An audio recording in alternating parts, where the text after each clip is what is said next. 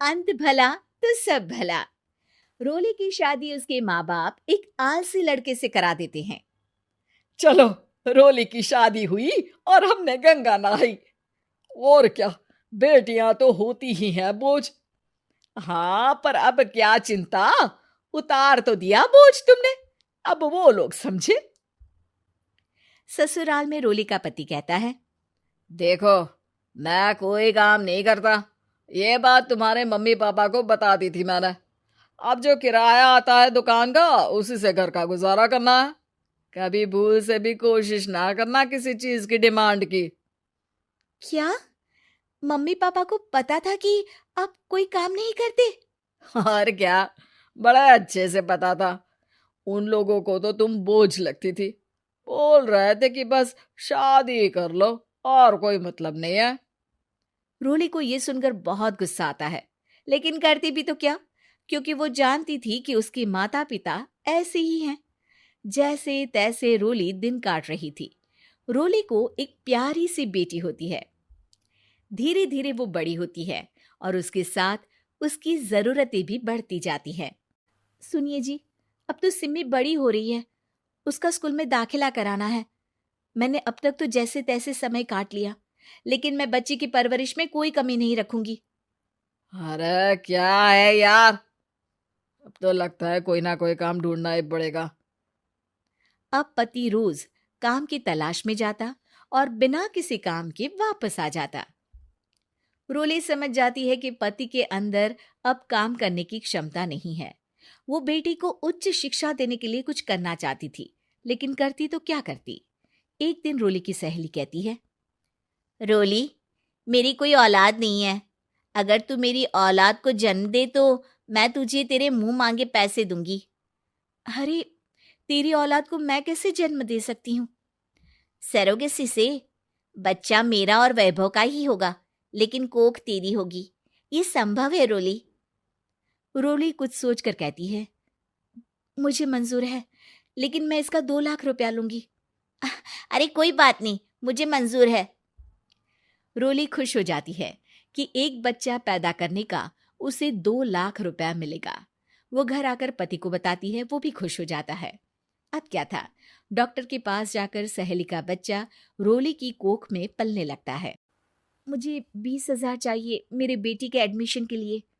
हाँ हाँ ठीक है, मैं उसके एडमिशन से लेकर सारे खर्चे उसके अकाउंट में डाल रही हूँ। रोली की बेटी का एडमिशन हो जाता है। रोली को लगता है कि वो अब सब कुछ ठीक कर देगी। दिन और महीने आगे बढ़ते हैं। अब एक दिन, एक बात कहूं जी, काश इस बच्चे को मैं रख पाती। मैं अब इससे काफी जुड़ गई हूँ। अरे यार, पता नहीं किसका बच्चा है, अपने पास है ना अपनी मुन्नी। हाँ, लेकिन अब मैं भी इस बच्चे से जुड़ाव फील करने लगी हूँ।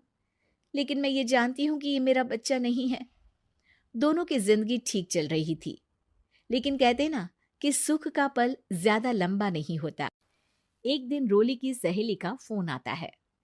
रोली, मुझे अब ये बच्चा नहीं चाहिए, मैं अपने पति को छोड़ रही हूँ।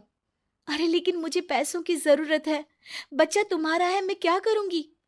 सहेली बिना कुछ बोले फोन काट देती है, फोन स्विच ऑफ कर देती है। लेकिन रोली के जीवन का तूफान यहीं नहीं रुकता। रोली, मैं इतना भार नहीं उठा सकता। आज पढ़ाई का पैसा मांग रही हो, कल को शादी, कॉलेज और पता नहीं क्या क्या। मैं तुम्हें छोड़ रहा हूँ, अपनी बच्ची उठाओ और निकलो इस घर से। अरे पर मैं कर तो रही हूं ना बच्चे के लिए काम, आप आराम से रहिए ना।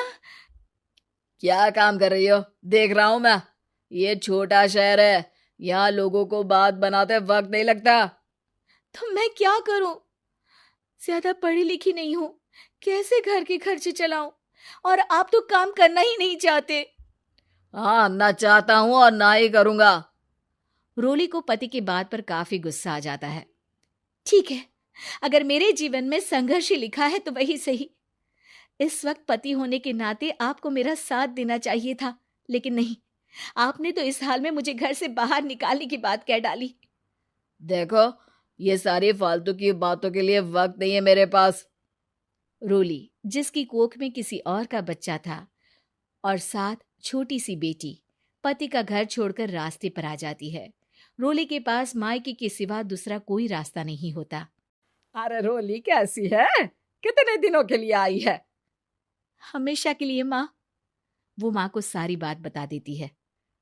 ओए लड़की, इतनी हिम्मत का काम कर लिया। अरे ना ना, यहाँ कोई जगह नहीं है। तुम तो अपना बोरिया बिस्तर उठाओ और निकलो यहाँ से। रोली के पास अब मायके का रास्ता भी नहीं बचता। वो चुपचाप बच्ची को लेकर जा रही थी कि उसे दर्द होता है और वो डॉक्टर के पास चली जाती है। और फिर वहां वो एक प्यारे से बेटे को जन्म देती है। कितना प्यारा है। कितने अभागे हैं इसके माँ बाप जो इसके पैदा होने पर भी नहीं है। तभी वहां डॉक्टर आ जाती है। रोली, बच्चे के पिता तुमसे मिलना चाहते हैं। आपका बहुत बहुत शुक्रिया। मैं इस बच्चे को पालूंगा। भले ही इसकी माँ ने इसे छोड़ दिया हो, पर मैं अपनी जिम्मेदारी निभाऊंगा। तो क्या आप मुझे इसके पैदा करने के लिए जिन पैसों की बात हुई थी वो भी देंगे? हाँ, और साथ ही आप चाहें तो मेरे घर में रहकर मेरे बच्चे की देखभाल भी कर सकती हैं। मैं उसके लिए आपको सैलरी दे दिया करूंगा। रोली को लगता है कि जैसे भगवान ने उसके लिए सुकून का रास्ता खोल दिया। वो अब मुकेश के साथ उसके घर चली जाती है, जहां रहकर वो उस बच्चे की देखरेख करती है। अब मुकेश के घर को रोली अच्छे से संभाल लेती है। उसके लिए खाना बनाने से लेकर बच्चों की देखभाल और घर की देखरेख। धीरे धीरे मुकेश को रोली से प्यार हो जाता है।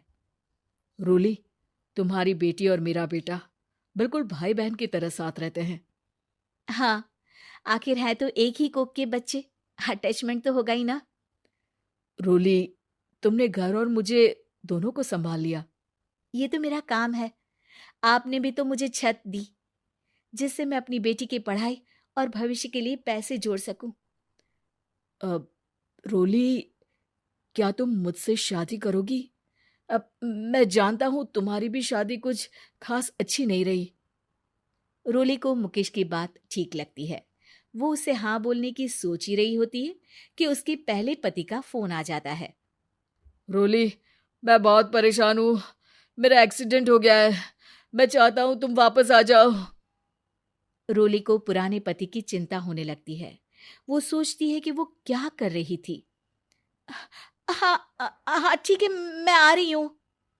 हाँ रोली, आ जाओ, लेकिन बच्ची को कहीं हॉस्टल में छोड़कर आना, क्योंकि मैं नहीं चाहता कि हम लोगों के बीच फिर से वो सारी बातें हो। रोली को समझ आ जाता है कि पति आज भी सुधरा नहीं है। वो पति के पास जाने से इनकार कर मुकेश को हाँ कर देती है।